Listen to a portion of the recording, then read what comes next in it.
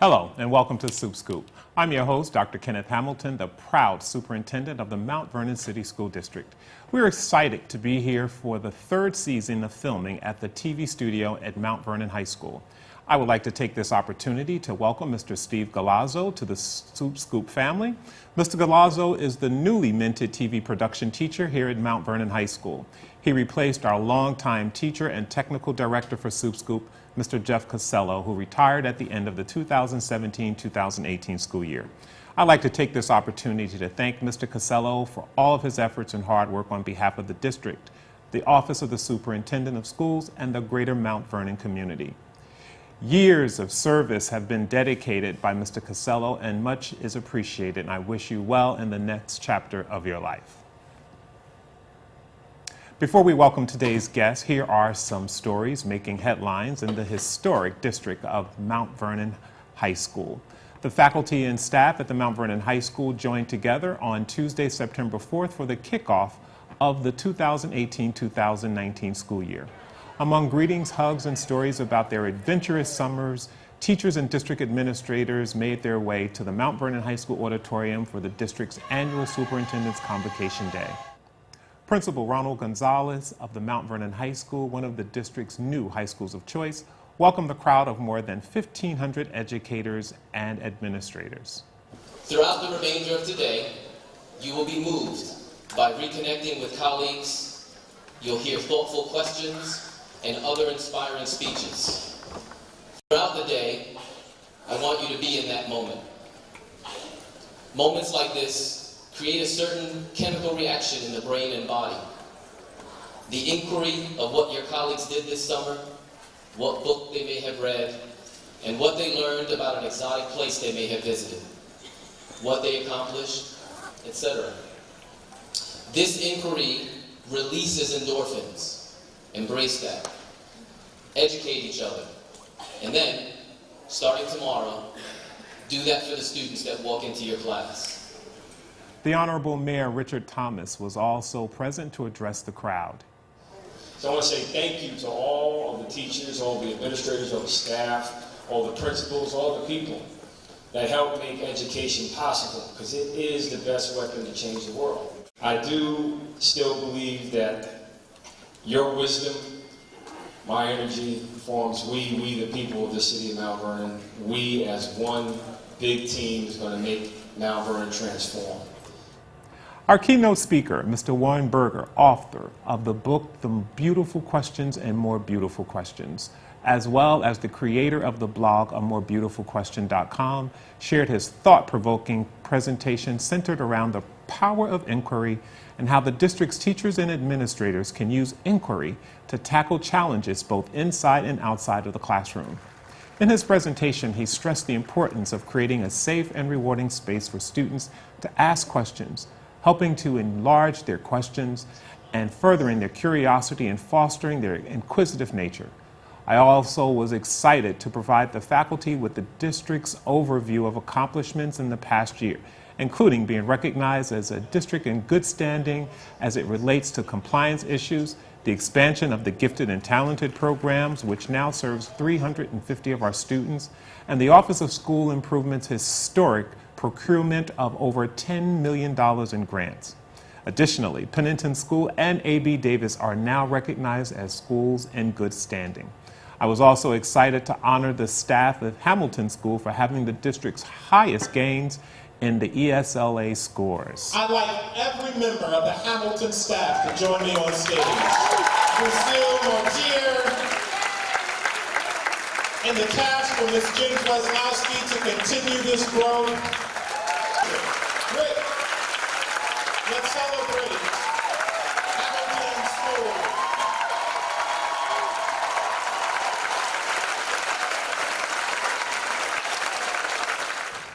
It's clear that despite Convocation Day marking the end of the summer, hopes and spirits are high among Mount Vernon City School District's faculty and staff. In other news, all students enrolled in Mount Vernon City School District for the 2018-2019 academic year are eligible to receive a free healthy breakfast and lunch, and this is a service provided by the Community Eligibility Provision, part of the Federal Healthy, Hungry, Free School Kids Act of 2010. Starting September 5th, each student in the district will be eligible to receive a hearty breakfast and lunch every day of the school year. CEP allows schools and local educational agencies located in underserved communities to provide free breakfast and lunch to all students. There are no applications associated with this program, which eliminates the hassle of paperwork submissions on parts of both the parents and the school administration. In addition to access to free and nutritious meals, students can spend less time in cashier lines and more time fueling their bodies for academic success. The time at which students can receive their free meals varies by school, but the district is making provisions to ensure that every student gets to have breakfast without exception.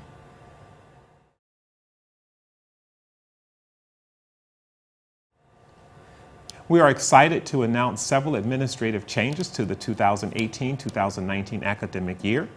Following the resignation of Benjamin Turner Middle School Principal Dr. Jonathan Brown, the district tapped into Rodney McBride, an established school principal from Maryland, to head the school and the district toward higher achievement for Benjamin Turner Middle Schools. He was appointed to the position of building principal at the August 28th Board of Education meeting and has already begun carrying out his administrative duties. I'm excited to have Mr. McBride work in conjunction with the community of teachers, faculty, and staff at Benjamin Turner to create a positive and academically stimulating environment for its students. His experience and proven leadership skills as both an administrator and as a community member will be a valuable asset to our district. As the principal of Benjamin Turner Middle School, Mr. McBride will be responsible for the development, implementation, and supervision of evaluation of the comprehensive programs of educational services provided to our students. His responsibilities will include working to create a school structure that promotes the ongoing improvement of learning for teachers and students, and to assist our students and our staff with demonstrating commitment to closing the achievement gap and assisting instructional staff with alignment of curriculum, instruction, and assessment with state and local district learning goals, among others. He will also serve as an advocate for the staff, school, and the school community. Mr. McBride holds a Bachelor of Science degree in Health Recreation, Physical Education, and Dance from Fordham A&M University in Tallahassee, Florida. He went on to receive a bachelor's degree in Educational Leadership from Nova Southeastern University in Davie, Florida. He also holds a Data-Wise Improvement Process certification from Harvard University.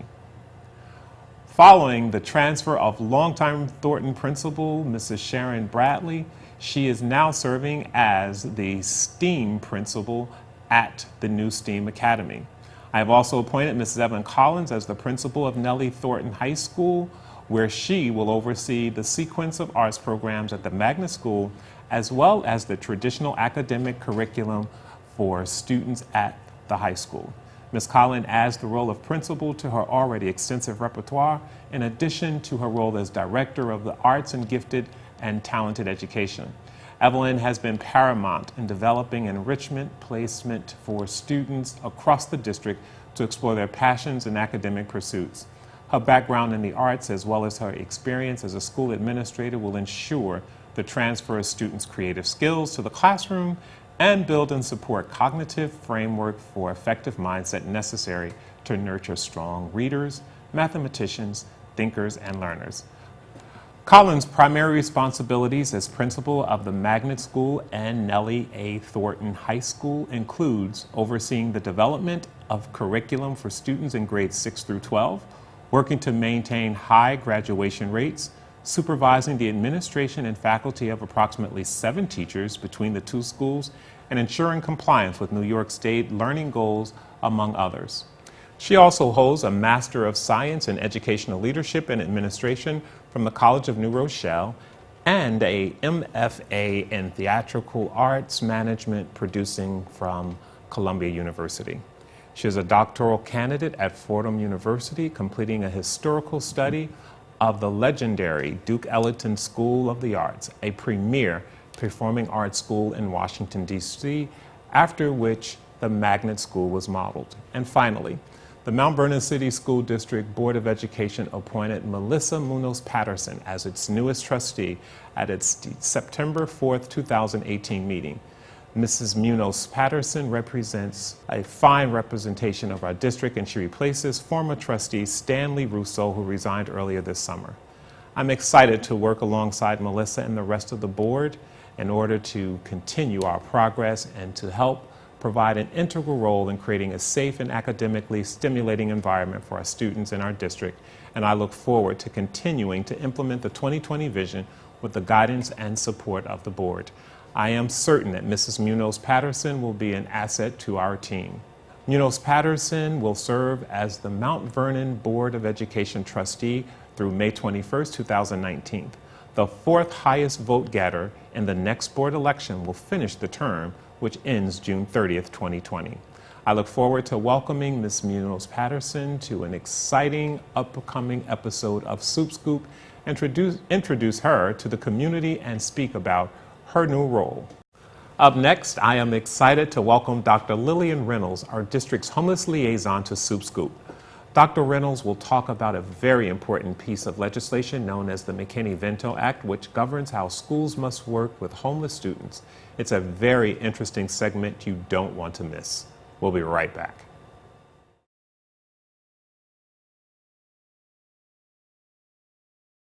My role in Mount Vernon City School District is the homeless liaison. I'm the district-wide homeless liaison, so I cover students from pre-K now all the way to 12th grade, and my primary responsibility is to enroll students, assess students' needs, and remove all barriers for them to receive a quality education.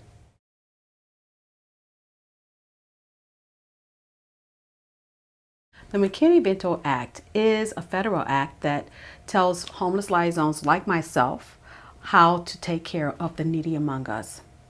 It covers homeless students, and to be homeless means that you don't have a fixed, adequate, or regular place to live. So a person could live in shelters, with family, friends, and relatives, in a hotel or motel, or any other place that is not normally used for living.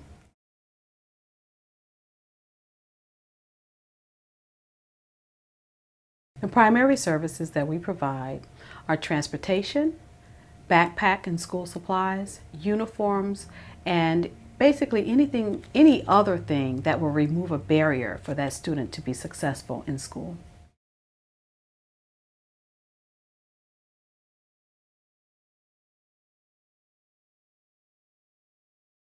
At the point of enrollment, every student gets an application with a housing questionnaire. That questionnaire lets us know whether or not they are in permanent housing or temporary housing. If they answer the questions that make us know they're in temporary housing, that student gets referred to the homeless liaison. From that time on, all of the information about their housing status remains confidential.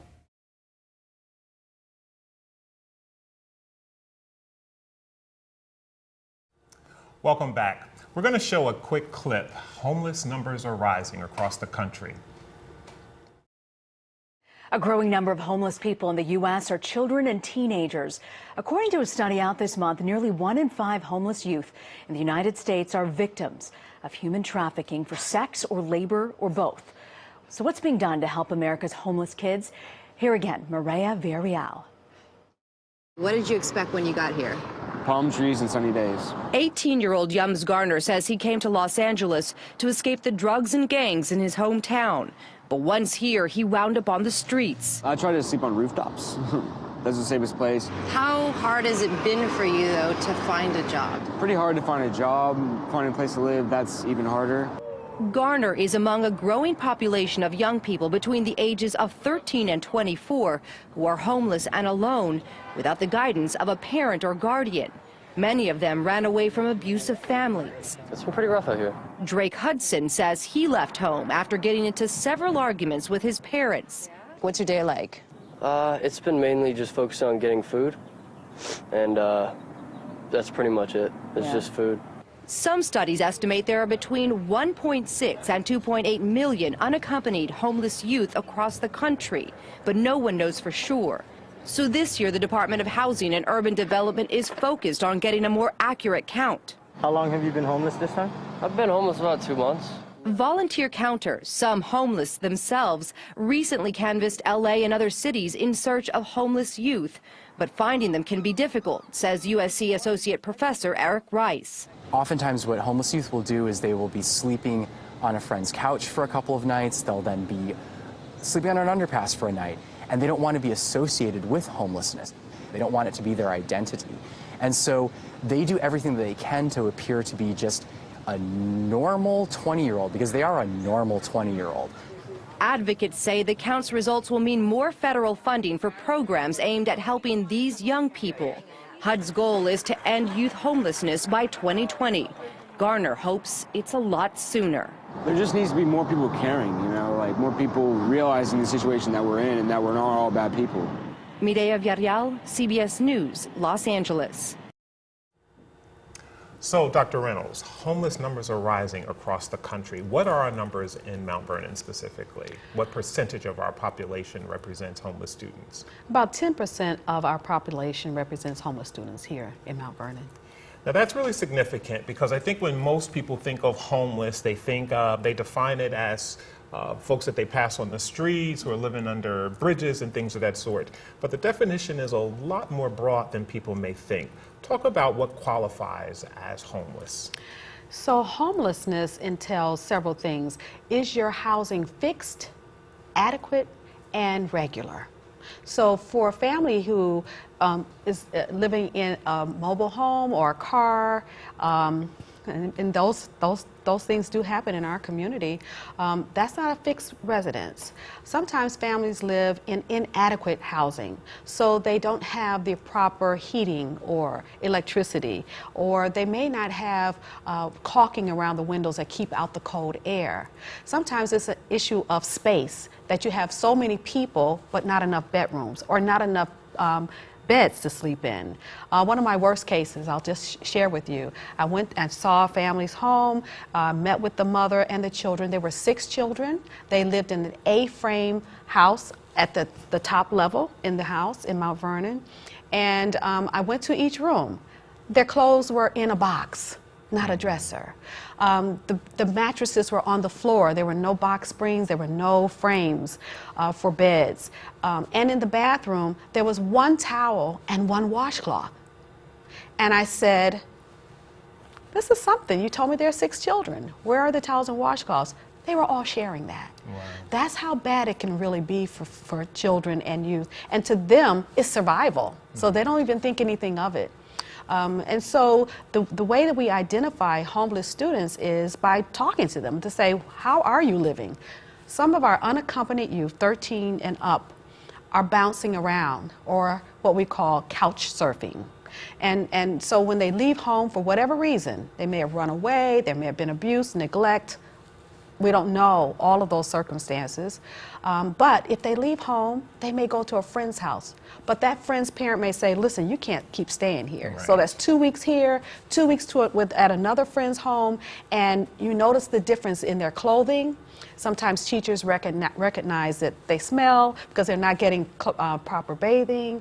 All of those things are signs of homelessness that we as a district, we actually do recognize them, and I'm proud of the security staff and staff, teachers and other people who will refer a student to me, and indeed they are homeless. Well, how can our community help? So this is a huge issue. Mm-hmm. It's growing across the nation.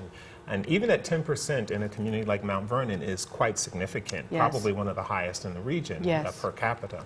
How can our community help?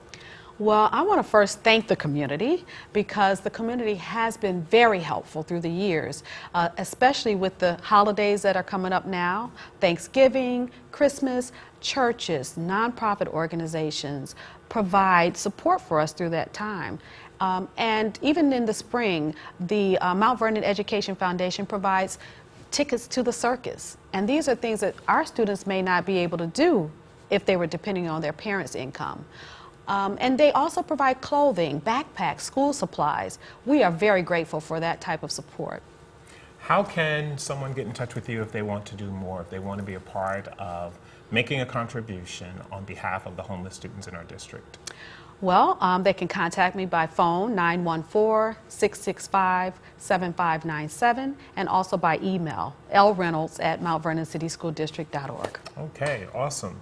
So before we wrap up this segment of the show, what is your biggest need for the homeless population in our district? Well, I think I mentioned this to you, before the set, that when our homeless students graduate from high school, many of them may get total tuition paid, but no housing. And that's a major problem because they have worked hard and struggled through all those years of homelessness, and now they may not be able to go to the college of their choice or one of the top schools that they have been accepted to. How ironic is that? So one of the services that is available to students is tuition. Yes. But homeless students are not eligible for housing. Correct. At the post-secondary level. Correct. Wow, very interesting. What can we do to combat that? I'm not sure. I would really like for people to think about that issue. I would like for maybe have another discussion. Maybe people who are listening today may have ideas about how that can be done. I think that may be something that we can press our legislators to look at, even as revisions to the McKinney-Vento Act are considered moving forward. Yes. Well, I can't thank you enough for being here. It's been a great show. I want to thank our viewing audience for being a part of Scoop. We are excited about the 2018-2019 school year. The launch of our 3 theme-based high schools, the STEAM Academy, the Performing Arts School, and the Mount Vernon High School Comprehensive School with an emphasis on career and technology education in particular. And then the roll-up of our pre-K through 7 configuration through the district, and in some cases pre-K through 8. We have welcomed in almost 400 new full-time pre-K students into our district. And this is significant because we have our earliest learners before some of the best and brightest teachers they can find. And this gives us an opportunity to close the achievement gap and identify intervention services as soon as possible. So I want to thank our community for supporting our budget, for supporting our district, and our Board of Trustees for trusting the 2020 vision. That's all the time we have today. Thank you so much for tuning in, and we'll see you next time on Scoop.